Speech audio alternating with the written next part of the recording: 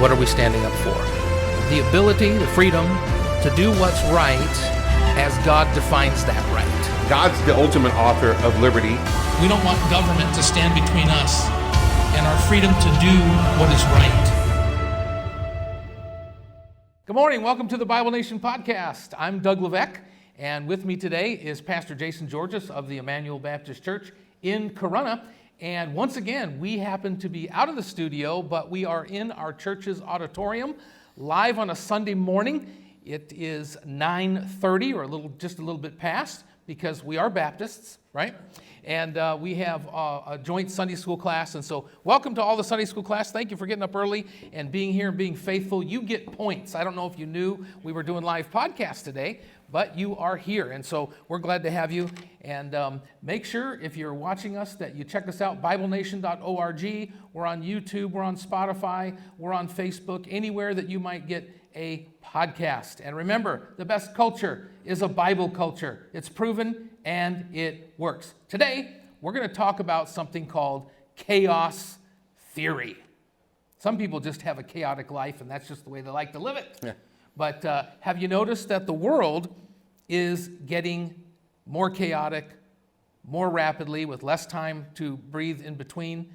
And it sometimes seems a little bit overwhelming, even for Christians. And so one of the ways we deal with that is sometimes by going into a shell or hiding or ignoring that. And that's exactly what the devil wants. That's exactly what enemies want. They think they can bring about rapid, unexplained, unorthodox change by causing chaos. Right. The tool of chaos is intended to create confusion. Mm-hmm. And so chaotic days create confused people. And we even see that in our leadership today. Those that are sending the course of human governance and public policy, media, culture, everything, there is just grand confusion. I think if we could put one word to the trends of the world today, it's just confusion. Right. The things that were are no longer are. The things that were true are no longer true. The things that were stable truth, indisputable, you can't debate them, are now open for debate. And all of this is a result of chaos has been entered into the system. And so chaos theory exists in every institutional vocabulary and thought, even though it's a little bit different in every institution. If you first look it up, it would come across as a mathematical theory or a scientific theory. And for instance, when Einstein had E equals mc squared, and explanations for physics and astrophysics and gravity, well, the math ended, and the physics model couldn't be taken any farther, really. And so they decided we have to figure out how this happens. And so rather than 2 + 2 = 4, I guess in a general sense, they decided 2 + 2 could equal 5. Let's start with a new premise. That's kind of chaos theory. And so we came up with string theory and quantum physics and all these other ideas that really also don't work because they're based on chaos. Chaos is a lie. It's exactly what Satan did in the garden. The garden was an ordered place, and he brought in another theory, and he created the fall, and he created chaos, right? And so then we had sin to deal with. And so that exists in every institution. Which is the actual origins of chaos. Right. Right. So what God created by the creation account, by God's own account, is it was good. And good means ordered. It was right. It was all in its right place. But then Satan inserts, and Eve receives chaos or sin, and then which results in chaos. So the chaos in the world today is a direct result. It's an indicator of the sinfulness of men. Right. And so as chaos goes up, that's like the temperature gauge on your car. As chaos goes up, the sinfulness, then you must assume the sinfulness of men is also rising. So chaos theory and psychology, which is kind of a fluke science, some would say, but their explanation is, why is this person so psychologically damaged? They had some chaos that they couldn't deal with, and it changed their thought process, it changed their behavior, and sometimes they would call that behavior good, calling good evil and evil good. And so it exists in sports. For instance, Prime Time, the new Colorado coach. Deion Sanders. He comes in, hires all new coaches, in the transfer portal, gets 87 new players, unprecedented and turns the whole thing into a commercial for sunglasses, right? And so it's almost not football anymore. It's like It's prime time. it's like the Kardashians or something. Right, Yeah. right. So it's chaos theory, taken to sports, and you see it in business as well. Rather than compete outright with another business and try to outperform them or outprice them or whatever, chaos. We'll just go ahead and buy the company that supplies you with your products, and then undermine you that way. It's just chaos, and so it's not necessarily fair. It's not necessarily just. It's let's throw monkey wrenches into this to try to win, and some people, then the church will take it on. The church will take this kind of chaos theory on and say, well, let's not do church like church has always been done. Let's do church like it's never been done before. Forget Sunday. Let's call it Thursday, and forget an auditorium or a pulpit or a sanctuary or 2 songs and a sermon, and let's just have movie popcorn, and we'll call it church or whatever. And so that's happening within the church as well. And eventually that's going to happen in doctrine. Right. And so just like if we are going to explain 2 + 2 = 5, let's say that Christ perhaps was not God becoming a man, but he was a man becoming God. And therefore men can become God. And now you've just changed the narrative through chaos in theology. And so it's happening across the board at every institution. And I put it this way. The Bible says that in the last days, before the last days really kick in, that the church will fall away, and the word in the Greek is apostatize. And it will fall away from the truth. It will fall away from Christ. How does that happen? The church is apostatizing and giving way to societal chaos. A church doesn't go in to change a community or change society. It goes in and adapts to society and sees how friendly it can be and how soft it can be to maybe be somewhat successful. I love the verse in Proverbs, deals with this. Proverbs 24:21. My son, fear thou the Lord and the king, and meddle not with them that are given to change. And so some people are just change agents. They want some new change. We're constantly stuck to our phones. Why? We want to see what's next, what's new, and what's the new fashion, what's the new car, what's the new this. And so it's in our brainwave now. Education. What's new coming down the pipeline of education? Well, let's not have a classroom with desks. Let's have everyone sit on a bouncy ball. Let's just change how we're going to. That's good for your abs, though. It is good for your abs. Maybe that's they're saying, these kids don't have abs anymore. But the current economy rewards the disruptor, but the disruption that detaches from truth is demonic. Right. And so the system right now is set up to reward the disruptor. And in the business world, you want to be the disruptor. You want to be the purple cow. You want to be the oddity, the different thing. Do it like it's never been done before. And listen, there is a prize to innovation. And the Bible even says that it is the glory of God for kings to search out a matter that God has hidden. In other words, to discover it, to reveal this truth. But the type of disrupting that is taking place today is the disruption that, as you were saying there, doesn't try to find the truth. It changes the truth to meet the parameters of the question. Right. And the parameter of the questions invariably is what we want. The Bible says every man does that which is right in his own eyes. Right. Doesn't do what's wrong in his eyes. He thinks it's right, or he redefines it as right. And really the church turned the world upside down. The neo-pagan and Jewish world, it turned it upside down. But we've been in a wonderful 2,000 years of the Christian world. It's kind of ended in the United States and then Israel. The Islamic world calls us Big Satan, Little Satan. And but we might be coming to the end of that. Chaos is here, and chaos is coming, and the devil wants, once again, to play his cards. I like to say that chaos, then change. That's the devil's plan here. Change equals the evolution of the fall of Eden. So the devil keeps doubling down on chaos. Take, for instance, World War II. What might be the devil's goal in that? I mean, war is a horrible thing, right? It's chaos. And in the chaos, let's kill all the Jews. And then we can cut out the promises of the book of Revelation, right? And God's promise to the Jews about a nation. But that's the devil saying check. And what does God do? Checkmate. Here's the nation of Israel. And now Revelation is literal, not mystical or anything else. And so this is the game that the grand chessboard that has been being played, but it's being doubled down today. So Christ restrains the chaos. The Holy Spirit in Scripture guide the Christian and the local church in order to be the salt and light that brings order and that brings peace and that brings sense.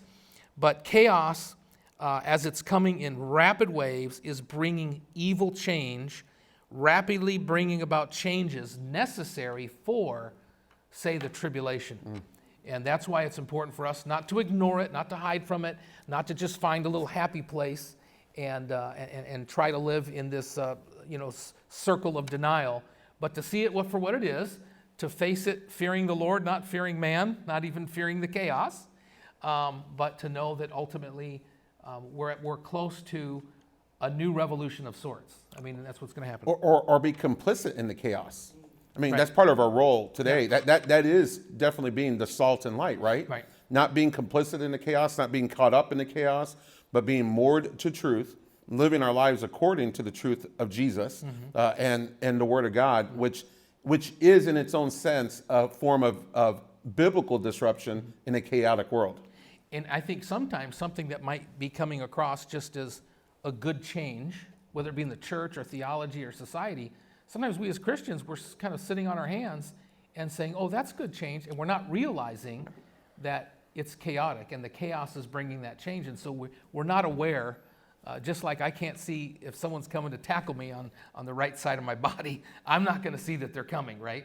And sometimes we kind of close our eyes and become partially blind or deaf to what's going on. So let's talk about the different chaos in the world. We've talked about chaos theory, but let's look at it and then see it as the devil's game plan, what he's doing. I thought we'd just start off just with America. We have constitutional confusion today. Most people don't really know what the Constitution is, why it was written, what's in it, how it functions. And so today they want to get rid of the Electoral College, for instance. Today they want to change presidential restraints. Today they want to redefine the First Amendment or take away the Second Amendment. And when you take those fundamental parts away, then the wheels on the bus fall apart, and the United States quits being the United States. And that's maybe part of mankind, enemies of the United States, embracing certain chaos, because that's what they want. And so it behooves us to say, no. Let's redefine these things. Let's continue. Let's keep instructing. Let's keep correcting. Let's keep challenging, because we like our Constitution. Might not be a perfect document, but it's worked for hundreds of years, and it is have adaptability written into it, but not necessarily a redefinition of, say, we the people, right? What is that going to mean? Well, does that mean AI? Is AI part of we the people? Are we going to turn that over to artificial intelligence and let artificial intelligence make our political decisions, right? Make our judicial decisions, make new laws for us? And so that's being discussed. And I would say it's more than being discussed. It's happening. It's happening right now. And so, do we grasp at straws, or do we discuss it and try to put controls on it to kick the can down the road or whatever, constitutional change? Well, you think you're using the Constitution as an example here, and it's a great one, because those that would purpose to change the Constitution do so first by changing its meaning and its intent, by detaching themselves in our country from those founding principles. And so when you detach yourself from the principle, then the change is going to be very dangerous. And so we're not making sacred old-fashionism, traditionalism. Actually, we're kind of against traditionalism in that sense. Sure. In the sense of, how I'm using it there. But we are saying to change things, and yet without understanding of why they were there in the first place.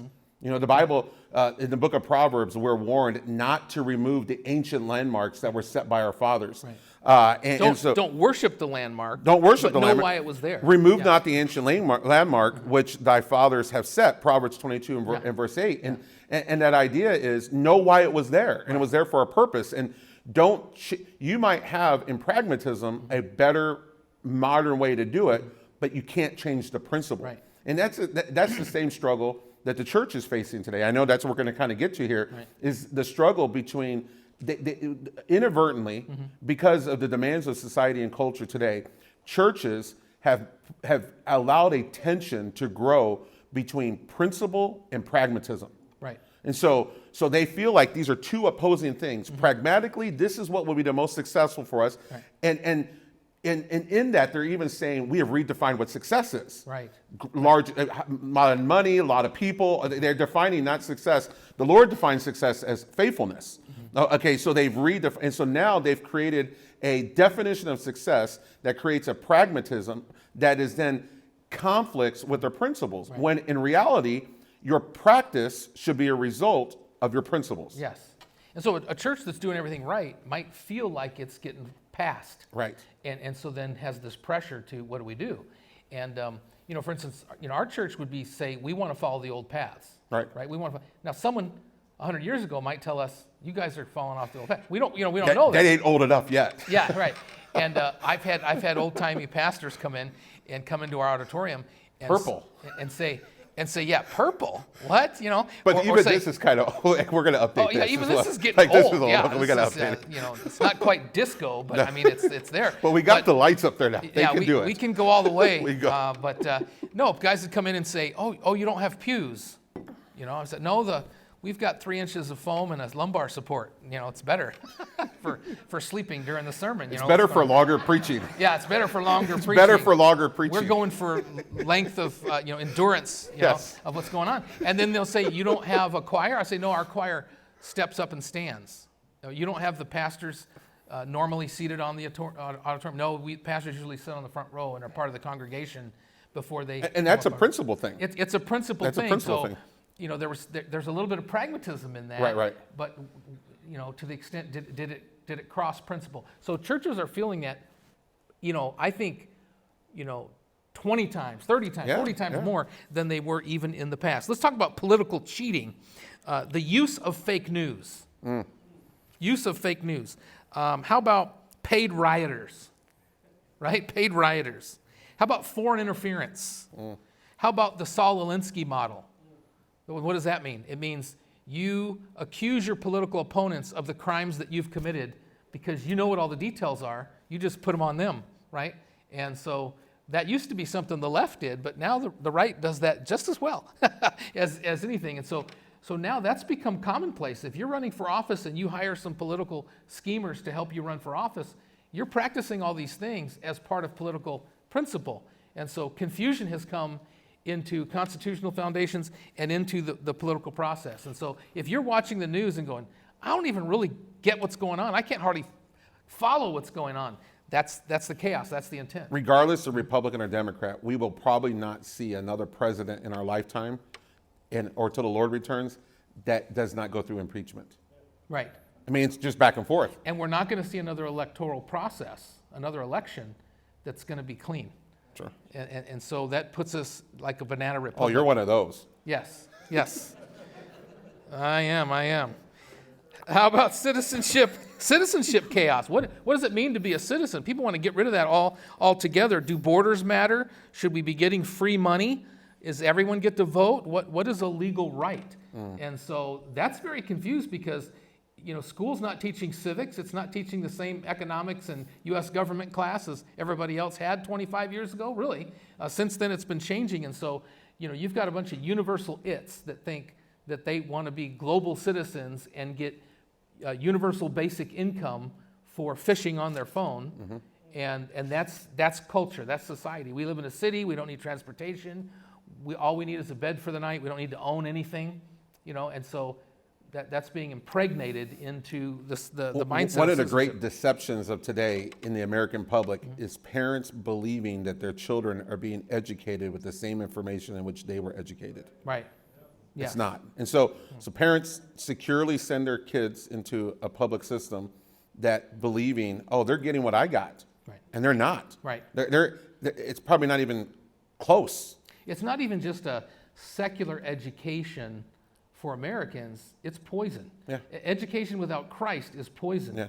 And so in that, you're able to have chaos and remove Americanism or patriotism or basic And we civics. mean that in the public education realm, because we're for free and public education. Yes. It's good that we have we used to have a literate society, but we're talking about all the way into the 1950s and 60s. The Bible was still a textbook in public schools. Absolutely. And so you can have a public education that has Christ in it. Right. Yeah, you could, and it's still being done on in certain places. What about the death of national confidence? We're kind of afraid to wave the flag and shout USA. I mean, if you do that, you're just some sort of radical. If you do that, and so You're on a watch list now. Right. How did we become the bad guys in all things? Confusion and chaos has made that happen.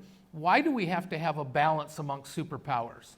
Why is that a diplomatic law now, that we don't need to have a unipolar world, or the United States can't be the strongest nation in the world, and that becomes some sort of sin? And, Putin just came out and said, America doesn't have any friends. I would say, Putin, your circle of friends is shrinking, and we have a lot more friends. And, you look at the Saudis, and they're kind of standing in between China, Russia, and then the United States. But ultimately, they say if there has to be one superpower, thank God it's the USA. That's a quote from the Saudi king, because there is a difference in the way generally we act as an ally, historically. et cetera, et cetera. Yeah, historically. Yeah. There's our enemies are coalescing. We used to count on Europe, and now Europe is probably our biggest underminer, really. Our Asian connections are kind of seeming to come together and yet fading away at the same time. You've got that BRICS economic model, the Brazil, Russia, India, China, South Africa, that's just added 6 more countries that basically cannot compete with the dollar or the U.S. economy, but is ready to try to bring about chaos, or be ready when chaos happens in the United States, which could happen, overnight as far as that's concerned, or appear to be happening because of what the media might be saying. And then in the Middle East is just absolute insanity of what's going on in the Middle East. And so let me add in there as well. Keep your eye on India. Yes. In India is a growing world superpower, and they follow this thing. And here's why I think you got to keep your eye on them. Yeah. We made China what it is today by exporting our manufacturing. So we gave them one of our strengths. But then the last 20 years, we have given India our technology. And listen, we experience it at the consumer level in our customer service, right? You call and you're talking to someone who's not English, not American. I kind of understand them, but that's just the tip of what we've exported to them, which has built this world a superpower. Nuclear, has their own news service, has all the it kind of seems far flung in our perception of what India is, but India is more powerful and going to be more influential because of now their consumption rate. I was down at Dearborn Baptist Church last week for their 2nd anniversary, and there's a lovely Indian family that has come over and lives in America, has become American and doing business and having the American way of life, but they're still very Indian. And so we were talking about the Detroit Lions. We were down in Detroit, and it kind of morphed into cricket, and you talk about watch out for India. Cricket is taking over the world, and professional cricket players are getting paid more than LeBron James. And they are more popular and have bigger followings and things like that because India has, 1.5 billion people. Add that to the signs of the times. It's the sign. We're talking about cricket. We're talking about cricket in our enemies coalescing. It's a communist game. Let's get rid of it. And we can't play baseball anymore. Right. Yeah. It's not. Yeah. That's going to be sad. Okay, let's keep going with America. How about economic crash? We have inflation, gas, food. I don't know how people are making it today. Healthcare. Prices. I just had a healthcare crisis emergency, and it's amazing in 24 hours how much bill you can rack up, in the healthcare thing. It's not fair. You have to complain and fight. The whole process of the institutions are troubled. You go to the bank today, and unless you have a 30-year relationship with $1 million in the bank and know the bank manager and tellers well, you're going to have a hard time withdrawing $500. You have to go through a process to withdraw your own money, and because it's not built on a relationship anymore. It's built on an identity number, a logarithm of how to deal with people. So, economic crash can happen. We've had them over and over, but that can happen. How about institutional crush? Schools, hospitals, jails, courts, the police, churches, our institutions are taxed. They're confused. The government's trying to act like the church trying to act like the police are trying to, act like a hospital. And so there's this crossover and confusion and then therefore lawsuits. And then it's the same thing that happens. The police then say, we don't do that. They put their blinders on and someone else does that. And then everybody wants to shrink back and you lose neighborliness, brotherly love, the things that have made the United States because our institutions are being crushed. And the last thing I put down here was religious craziness. It's cool to be an atheist. Parents want to say, well, I want my kids to make their own decision, and therefore they can do whatever they want. I was in a store the other day, and of course, Amy and I have conversations, and it's pretty evident that we're Christians. And the lady said, well, my son's an atheist, and he just got certified online to do weddings. And I thought, isn't that an oxymoron? Right. Or a moron. I don't know, but number one, you don't have to be certified. Anybody can do a wedding today, sign the paperwork and put it to the courthouse. It really doesn't matter. But number two, if you're an atheist, why would you care about the convention of marriage, right? Well, and it's cool to be atheist or agnostic. And then on the opposite end in Christianity, it's all about pithiness and sarcasm, right? Mm-hmm. And I know more than you, but in a sarcastic way. Christians are treating each other in that format. And so when you say to other Christians, hey, let's have a good old-fashioned debate. Let's get together and talk, or let's get together and have a real debate with real debate rules. Man, nobody really wants to do that. Maybe they're not prepared to do that because they're just locked in this perspective. They really don't know how to argue, or they don't know how to defend, and they'll just kind of be pithy and sarcastic and push you away in that. And so all these things, all this chaos at the same time in the United States is preparing us for change. The devil wants the United States out of the way. I mean, it's hard to read the United States in the book of Revelation, right? Mm-hmm. It's hard to find it. And so, as the United States has been, is getting ready to morph into something or fall apart into many somethings. So let's transition then to chaos across the world. Mm-hmm. This might be a shorter conversation, but and I'm not just talking about climate change things, right? Earthquakes and floods and tsunamis and fires and all those kinds of things, because they're there as well. All right. And maybe people say they've always been there to a certain extent, and I believe that. But because we have 24-hour news cycles with instant connectivity, we're bombarded with all of it at once. And so there's a hurricane up, in northeastern United States and Canada over there. I hope Dr. Osteen is okay up in Canada. Yeah, that's there. his area. And Doc, if you're listening to our podcast, stay inside. What's going on? Order a pizza so that you have something going there. But then you just put the delivery guy in danger.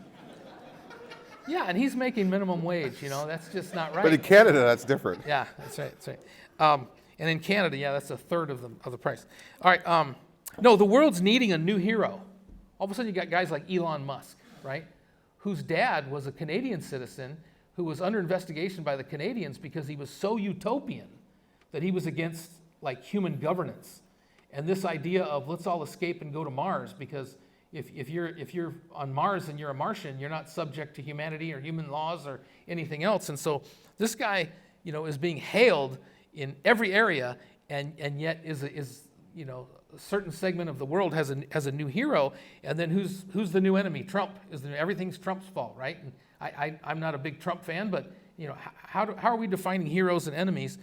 And then today, if you're here in this church this evening, I'm going to talk a lot about the Saudi crown prince, MBS they call him, Mohammed bin Salman, and what he's doing and how he's becoming a new global icon amongst young people. And so it's interesting. How many Marvel movies are there? How many superhero movies are there? I don't think anybody right now could even. You don't have enough fingers and toes, and you couldn't even come up with that, right? And so, we have to constantly have these new, I would say, creative, and the bad guy's the good guy, right? In the Marvel comics, so the bad guy's the good guy. You start feeling sorry for Darth Vader, somehow, even though he's blowing up worlds, right? Yeah, the conflicted hero, and then the noble evil person. Yeah, exactly. And so somehow, then you'd have to think that the devil's using Hollywood and the concepts of, entertainment to do that. The world now has what we call communal fear and communal trauma. So the whole world, all of us went through years of COVID and of fear and of lies and of liberty taken and of loss, money lost. We have climate catastrophe, they call it, right? Embracing us.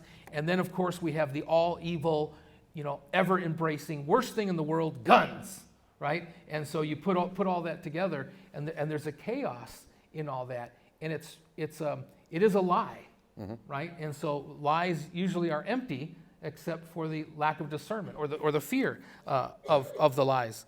I think that's affecting churches, right? So when these things came down, we were discerning and said, well, we want to be safe, but we also are not going to give up liberty. And so we talked to our local sheriff about, what do you think? This is what we want to do. And we want to be safe, but we don't want to give in to these kind of communal fears.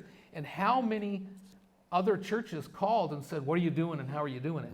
Like they were confused, and the chaos was bringing them to where they might throw the biblical concept of the Lord's Day out the window, right? Because we're not allowed to do it, or we can't do it, or whatever. And so chaos is the evolution of the lies of the garden. Confusion of truth and lies. Can you trust politicians? Clergy. The number one sign of the times, Jesus said, when they said, what shall be the sign? He said, be aware that no man deceive you. Religious deception is the greatest sign of the times. How about doctors? Dr. Fauci? Even just doctors up at the hospital today. They're kind of under the gun of having to practice medicine, they call it. And it's not the same as the doctor you went to as a kid. They're not practicing medicine the same way, right? They're following an AI logarithm as to what their decision-making is and how to deal with a patient. How about the media? Do you really kind of start questioning everything and then start wanting to listen to nothing? That's what chaos does. It isolates you and puts you in a black hole and it almost makes you apathetic. And then the internet, the place that you go to first for all things needed, information. Can you trust the internet anymore at what's going on? And then I say in the world today we have the conformity to survive. There's things worth dying for, right? There's things worth not compromising for at any cost. That's an American story. That's a Christian story. And yet today the conformity to survive says, hey, it's an evolutionary process. The strong survive. Let's have a global citizenship. Let's watch our carbon footprints, and let's kind of roll with the flow in the chaos in the world. What does the Bible say about the last days and the chaos in the world, Pastor Jay? It's going to flood us. It's going to overwhelm us, and so the church we're going to wax worse and worse. And the church is the only obstacle to that in thought. And so lastly, I thought we'd talk about Israel and the chaos. Israel has a left and a right politically, but they also have a religious mindset. And so they've been sitting status quo on what they call the Temple Mount, right, for all these years. And even though they own it geographically, and even though they more or less govern it with some, supposed feasance or fake feasance to the Jordanian king Abdullah, the reality is they haven't done anything with it. They're not allowing Jews up there to pray and worship, right, or to offer sacrifices or anything that they want to do.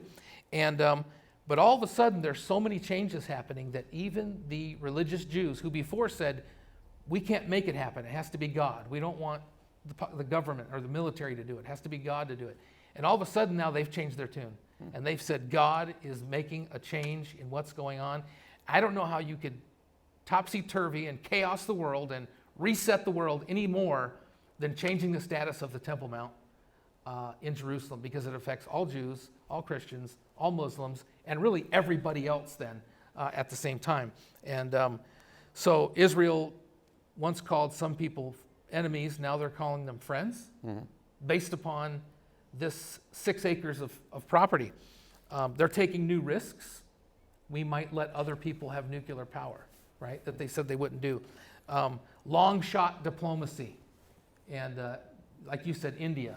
They're doing long shot diplomacy with India and giving away military secrets and things like that. And then Israel probably is the quintessential early adapter and ultimate adapter of artificial intelligence. Oh, yeah. So artificial intelligence militarily, we always said, we're going to put a human behind a trigger. We're not going to shoot a bullet that might kill someone unless a human's responsible for that. We're not going to let that be in a logarithm. Israel was the first country that said, no, the logarithm is going to be better. And they began practicing that. And so immediately everybody else began practicing that. And so it's interesting today that the United States and Saudi Arabia and America are all more or less utilizing similar AI programs to come to the same diplomatic solutions.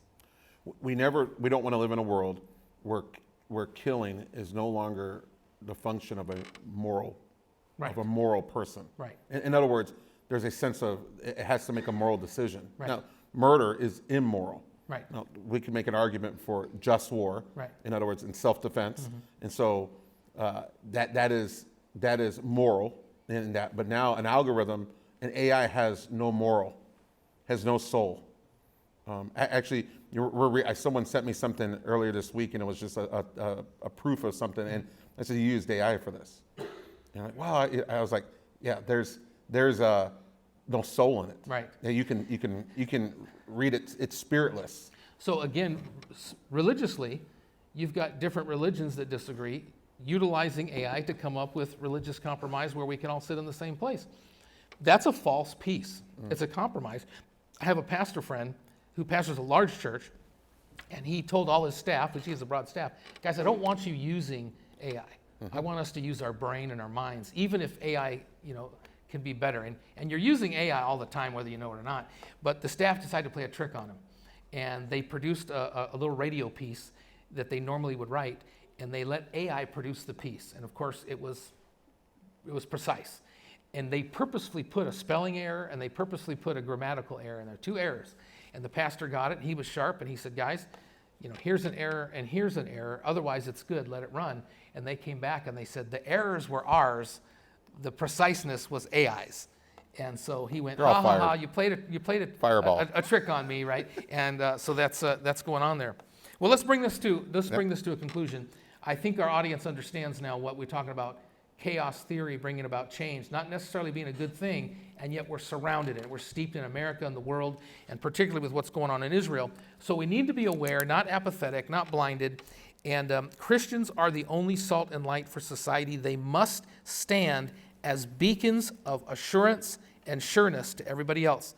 1 Corinthians 14, verse 33, for God is not the author of confusion, but of peace, as in all churches of the saints. The saints have sureness. They have peace. That's God's plan, not necessarily what's going on out there. So you got to make sure that you're in a right biblical church. That's going to bolster you and help you week to week, day to day. And be in a church that has something going on every day. Our doors are open almost every day. You can come up and pray or talk to someone or whatever, read the Bible, and make sure that you're part of that. I like James 3:16, for where envying and strife is, there is confusion and every evil work. And so that's really what we're seeing. That's a good definition of what people would say is chaos theory. And so, Pastor Jay, I'm going to give you last word to preach to the saints on how they should respond to this. Well, as we were thinking about this topic, I thought about, because we understand spiritual deception in the last days. And Jesus knew this.